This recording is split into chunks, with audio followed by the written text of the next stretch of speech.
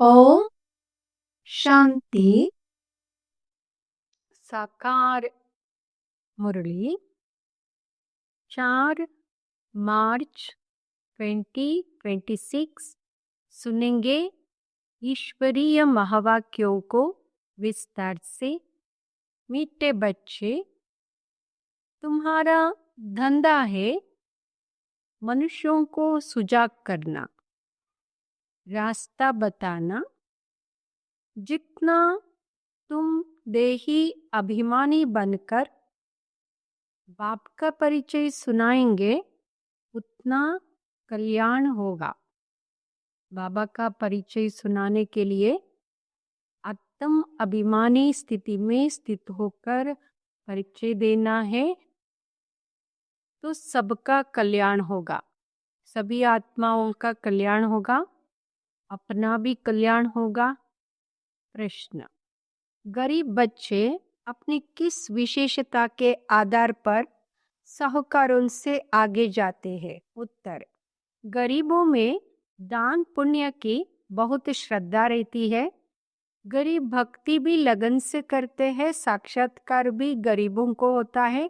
साहूकारों को अपने धन का नशा रहता, पाप जास्ती होते, इसलिए गरीब बच्चे उनसे आगे चले जाते। गीत ओम नमः शिवाय। ओम शांति।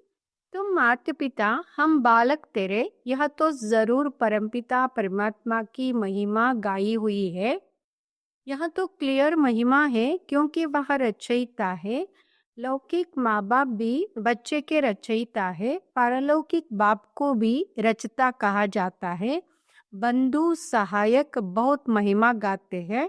लौकिक बाप की इतनी महिमा नहीं है, परमपिता परमात्मा की महिमा ही अलग है।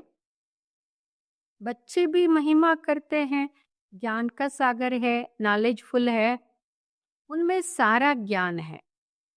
नॉलेज कोई शरीर निर्वाह की पढ़ाई का नहीं है। उनको ज्ञान का सागर नॉलेजफुल कहा जाता है, तो जरूर उनके पास ज्ञान है, परंतु कौन सा ज्ञान, यह सृष्टि चक्र कैसे फिरता है, उसका ज्ञान है। तो वही ज्ञान सागर पतित पावन है। श्री कृष्ण को कभी पतित पावन व ज्ञान का सागर नहीं कहते। उनकी महिमा बिल्कुल न्यारी है। दोनों है भारत के निवासी। शिव बाबा की भी भारत में महिमा है, शिव जयंती भी यहाँ मनाते हैं। श्री कृष्ण की जयंती भी मनाते हैं, गीता की भी जयंती मनाते हैं। 3 जयंती मुख्य है। अब प्रश्न उठता है कि पहले जयंती किसकी हुई होगी, शिव की या श्री कृष्ण की? मनुष्य तो बिल्कुल ही बाप को भूले हुए हैं। श्री कृष्ण की जयंती बड़े धूमधाम से प्यार से मनाते हैं। शिव जयंती का इतना किसको पता नहीं है, ना गायन है। शिव ने क्या आकर किया, उनकी बायोग्राफी का किसको पता नहीं है। श्री कृष्ण की तो बहुत बातें लिख दी है, गोपियों को भगाया, यह किया। श्री कृष्ण के चरित्रों की खास एक मैगजीन भी निकलती है। शिव के चरित्र आदि कुछ है नहीं। श्री कृष्ण की जयंती कब हुई, फिर गीता की जयंती कब हुई? श्री कृष्ण जब बड़ा हो तब तो ज्ञान सुनावे। श्री कृष्ण के बचपन को तो दिखाते हैं, टोकरी में डालकर पार ले गए। बड़ेपन का दिखाते हैं, रथ पर खड़ा है, चक्र चलाते हैं। 16-17 वर्ष का होगा, बाकी चित्र छोटेपन के दिखाए हैं। अब गीता कब सुनाई, उसी समय तो नहीं सुनाई होगी। जब लिखते हैं फलाने को भगाया, यह किया, उस समय तो ज्ञान शोभे भी नहीं। ज्ञान तो जब बुजुर्ग हो तब सुनाए। गीता भी कुछ समय बाद सुनाई होगी। अब शिव ने क्या किया, कुछ पता नहीं। अज्ञान नींद में सोए पड़े हैं। बाप कहते हैं मेरी बायोग्राफी का कोई को पता नहीं है, मैंने क्या किया। मुझे ही पतित पावन कहते हैं। मैं आता हूँ तो साथ में गीता है। मैं साधारण बूढ़े अनुभवी तन में आता हूँ। शिव जयंती तुम भारत में ही मनाते हो। श्री कृष्ण जयंती, गीता जयंती या तीन मुख्य है। राम की जयंती तो बाद में होती है। इस समय जो कुछ होता है वह बाद में मनाया जाता है। सत्युग त्रेता में जयंती आदि होती नहीं। सूर्यवंशी से चंद्रवंशी वर्षा लेते हैं और किसकी महिमा है नहीं, सिर्फ राजाओं का कोरोनेशन मनाते होंगे। बर्थडे तो आजकल सब मनाते हैं, वह तो कॉमन बात हुई। श्री कृष्ण ने जन्म लिया, बड़ा होकर राजधानी चलाई, उसमें महिमा की तो बात ही नहीं। सतयुग त्रेता में सुख का राज्य चला आया है। सुखी सुखता सतयुग में। सतयुग को कहा ही जाता है प्रारब्ध का युग। देवताएं रहते थे, देवताएं संपन्न थे। सतयुग को गोल्डन एज भी कहते हैं। सतयुग को शिव बाबा ने स्थापन किया। सतयुग में एक ही धर्म था, एक धर्म, एक भाषा, एक राज्य।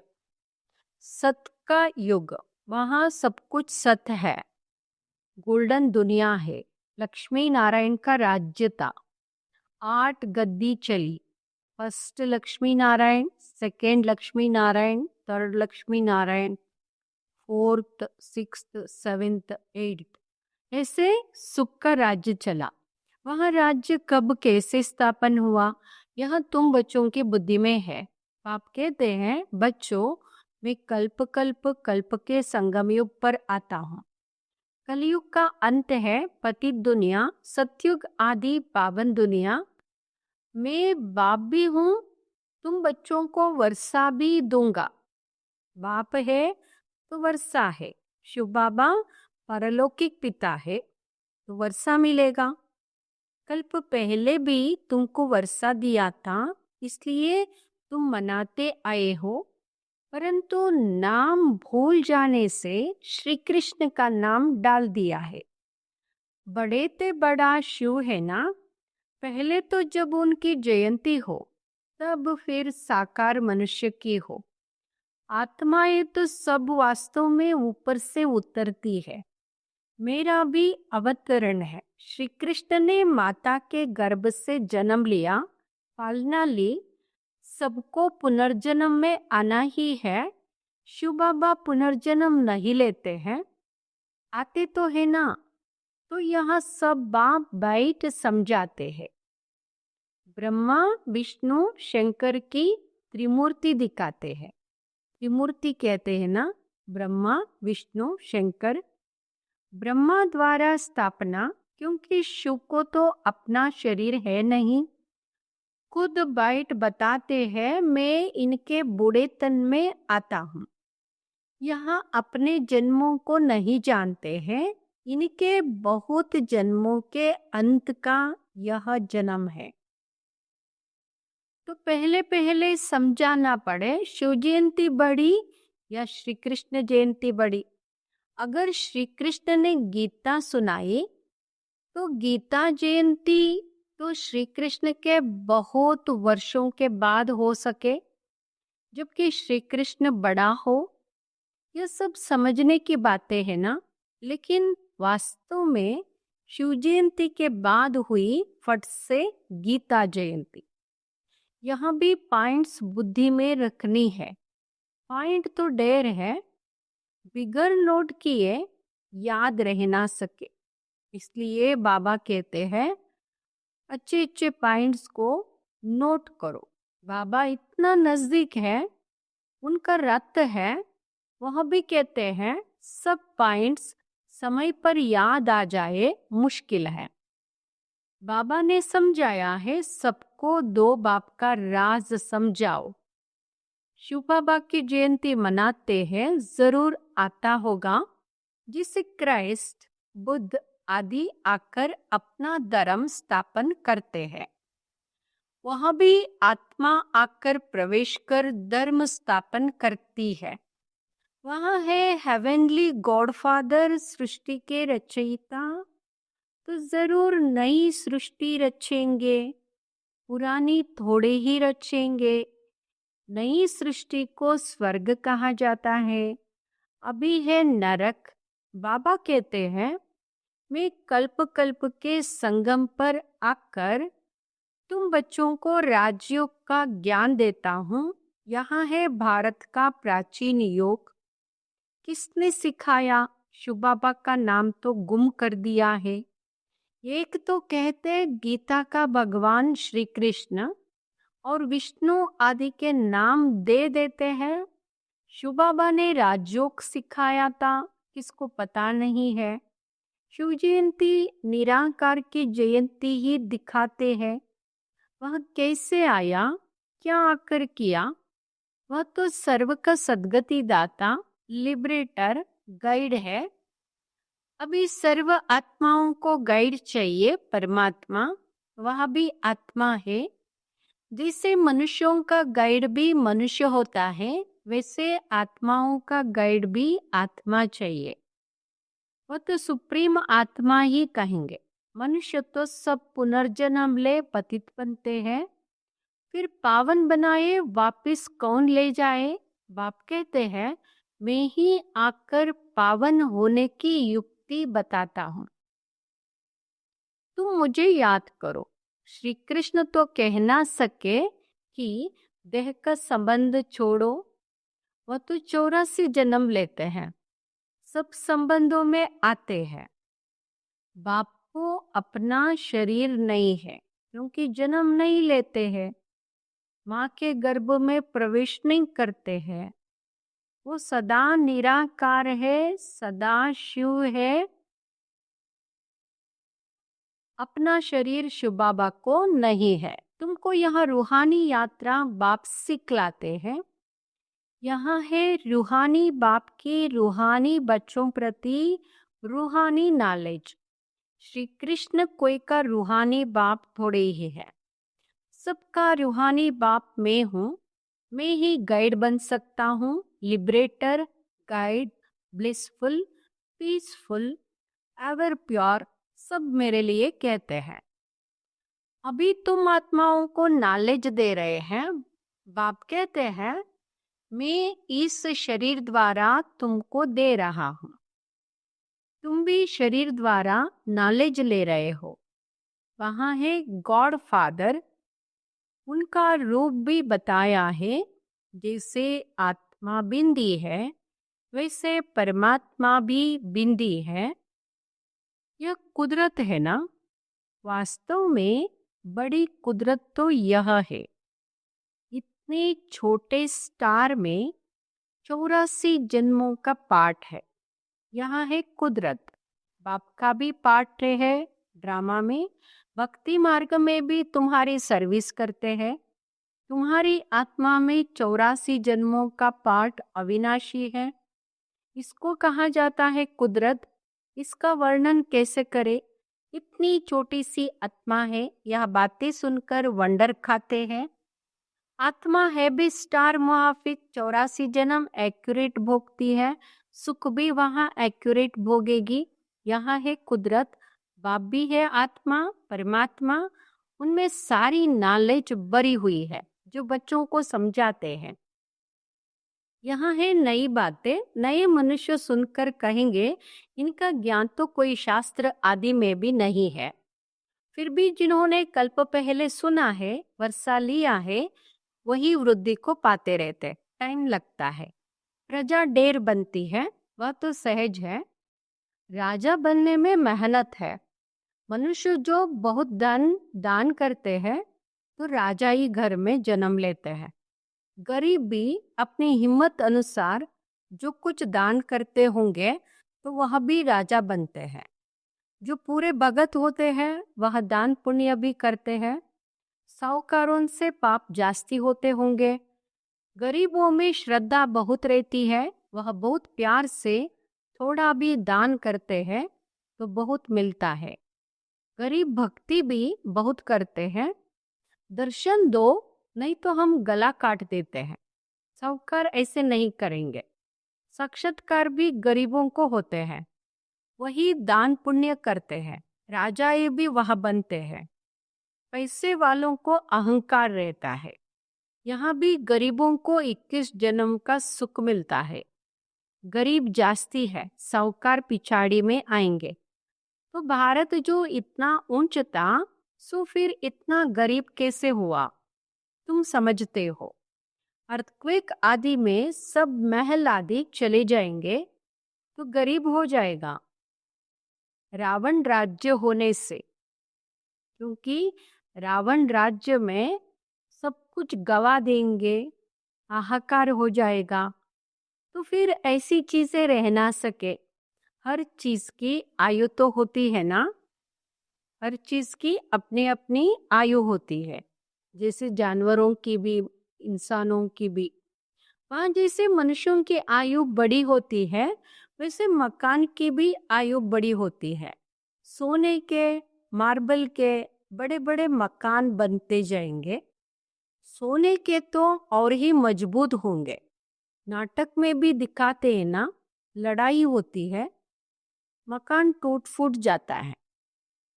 क्योंकि बाद में जब लड़ाई लगती है, द्वापर के बाद लड़ाई लगने लगती है ना, टूट फूट होती है, फिर बन जाते हैं। उन्हों की बनवाट ऐसी होती है।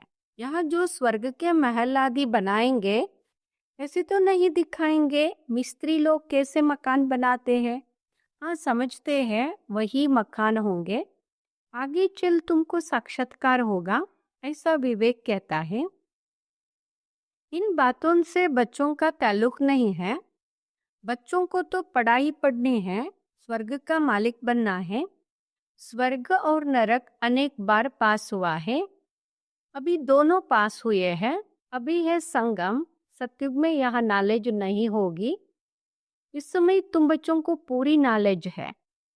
लक्ष्मी नारायण को यह राज्य किसने दिया था, ये समझना चाहिए। लक्ष्मी नारायण को सतयुग का राज्य मिला, किसी ने तो दिया होगा। तो कैसे पाया, किसने दिया? तो संगम युग में शिव बाबा ने लक्ष्मी नारायण को राज्य दिया। अभी तुम बच्चों को मालूम है इन्होंने यह वर्षा किससे पाया। यह पढ़ाई पढ़कर स्वर्ग के मालिक बनते हैं, फिर वहां जाकर महल आदि बनाते हैं। सर्जन भी बड़े बड़े हॉस्पिटल बनाते हैं ना। बाप, तुम बच्चों को दिन प्रतिदिन अच्छी अच्छी पॉइंट सुना रहे हैं। तुम्हारा धंधा ही है मनुष्यों को सुजाग करना, रास्ता बताना। जैसे बाप कितना प्यार से बैठ समझाते हैं। देहा अभिमान की दरकार नहीं। बाप को कभी देहाभिमान नहीं होता है। शिव बाबा को अपना शरीर ही नहीं है, तो देहाभिमान भी नहीं है। तुमको मेहनत सारी देही अभिमानी होने में लगती है। जो देही अभिमानी बन बाप का बैठ परिचय देते हैं, गोया बहुतों का कल्याण करते। अगर बाबा का परिचय सभी को देंगे देही अभिमानी बनकर, तो बहुतों का कल्याण करेंगे। बाबा का परिचय मिला ना, रास्ता मिला, बहुतों का कल्याण होगा। बहुतों का कल्याण करेंगे तो खुद का भी कल्याण होगा। पहले देहाभिमान आने से फिर और विकार आते हैं। लड़ना झगड़ना, नवाबी से चलना देहाभिमान है। भले अपना राजयोग है तो भी बहुत साधारण रहना। थोड़ी चीज में अहंकार आ जाता है। घड़ी फैशनेबल देखी तो दिल होगी यहाँ पहने, क्या हाल चलता रहेगा, इसको भी देहाभिमान कहा जाता है। अच्छी ऊंची चीज होगी तो संभलना पड़ेगा, गुम होगी तो ख्याल होगा, अंत समय कुछ भी याद आया तो पदभ्रष्ट हो जाएगा। यह देहाभिमान की आदतें है। फिर सर्विस बदले डिसर्विस भी जरूर करेंगे।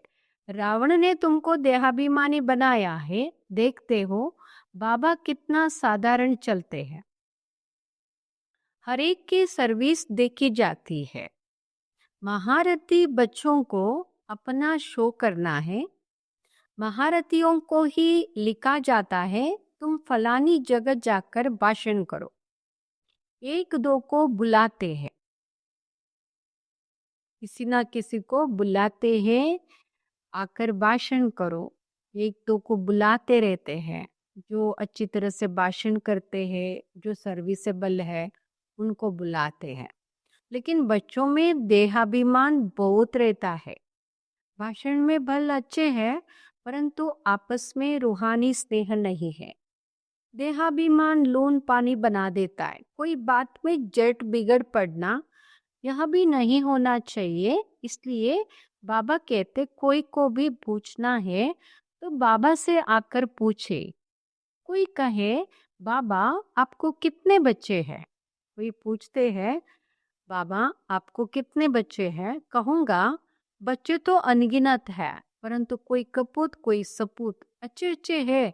ऐसे बाप का तो फरमान बरदार वफादार बनना चाहिए ना। अच्छा, मीठी मीठी सिकिलदे बच्चों प्रति माता पिता बाप दादा का याद प्यार और गुड मॉर्निंग। रूहानी बाप की रूहानी बच्चों को नमस्ते। हम रूहानी बच्चों की रूहानी माता पिता बाप दादा को याद प्यार गुड मॉर्निंग नमस्ते। धारणा के लिए मुख्य सार। फर्स्ट, देह अभिमान में आकर किसी भी प्रकार का फैशन नहीं करना है, जास्ती शौक नहीं रखने हैं, बहुत बहुत साधारण होकर चलना है। दूसरा, आपस में बहुत बहुत रूहानी स्नेह से चलना है, कभी भी लोन पानी नहीं होना है, बाबा का सपूत बच्चा बनना है, अहंकार में कभी नहीं आना है। वरदान, अपने भाग्य और भाग्य विधाता के गुण गाने वाले सदा प्रसन्न चित्त भाव। अपने भाग्य और भाग्य विधाता के गुण गाने वाले सदा प्रसन्न चित्त भाव। सभी ब्राह्मण बच्चों को जन्म से ही ताज तख्त तिलक जन्म सिद्ध अधिकार के रूप में प्राप्त होता है। जन्म सिद्ध अधिकार मानना जन्मते ही मिल जाता है। तो इस भाग्य के चमकते हुए सितारे को देखते हुए अपने भाग्य और भाग्य विधाता के गुण गाते रहो तो गुण संपन्न बन जाएंगे। अपनी कमजोरियों के गुण नहीं गाओ, भाग्य के गुण गाते रहो, प्रश्नों से पार रहो, तब सदा प्रसन्न चित्त रहने का वरदान प्राप्त होगा। फिर दूसरों को भी सहज ही प्रसन्न कर सकेंगे। स्लोगन, एक नामी और इकोनॉमी से चलना ही ब्राह्मण जीवन में सफलता का आधार है। एक नामी और इकोनॉमी से चलना ही ब्राह्मण जीवन में सफलता का आधार है। ये अव्यक्त इशारे निश्चय के फाउंडेशन को मजबूत कर सदा निर्भय और निश्चिंत रहो। निश्चय सदा ही निश्चिंत बनाता है और जो निश्चिंत स्थिति में रहकर कोई भी कार्य करता है वहां उसमें सफल जरूर होता है, क्योंकि निश्चिंत स्थिति में बुद्धि यथार्थ जजमेंट करती है। यथार्थ निर्णय का आधार है निश्चय बुद्धि। निश्चिंत स्थिति, उसमें सोचने की भी आवश्यकता नहीं है, क्योंकि बुद्धि में निश्चय है। निश्चय बुद्धि विजयंती। ओम शांति।